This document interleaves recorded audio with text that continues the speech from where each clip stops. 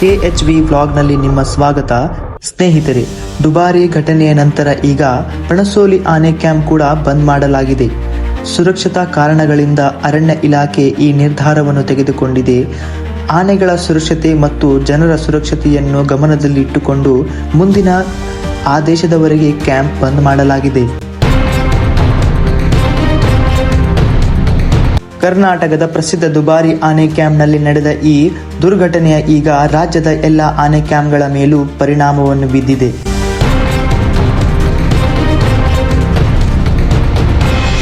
ಕಂಚನ್ ಮತ್ತು ಮಾರ್ಥಾಂಡ ಎಂಬ ಎರಡು ಆನೆಗಳ ನಡುವೆ ನಡೆದ ಜಗಳದಲ್ಲಿ ಒಬ್ಬ ಪ್ರವಾಸಿಗರ ದುರ್ಭಾಗ್ಯಕರ ಸಾವು ಸಂಭವಿಸಿದೆ. ಇದರ ನಂತರ ರಾಜ್ಯದ ಹಲವು ಆನೆ ಕ್ಯಾಂಪ್ಗಳನ್ನು ತಾತ್ಕಾಲಿಕವಾಗಿ ಬಂದ್ ಮಾಡಲಾಗಿದೆ. ಆನೆ ಪ್ರೇಮಿಗಳೇ, ಪಣಸೋಲಿ ಆನೆ ಕ್ಯಾಂಪ್ ಯಾವಾಗ ಓಪನ್ ಆಗುತ್ತದೆ ಅನ್ನೋ ಮಾಹಿತಿ ಬಂದ ತಕ್ಷಣ ನಮ್ಮ ಚಾನೆಲ್ನಲ್ಲಿ ಫುಲ್ ಅಪ್ಡೇಟ್ ಕೊಡ್ತಾ ಇರ್ತೀವಿ.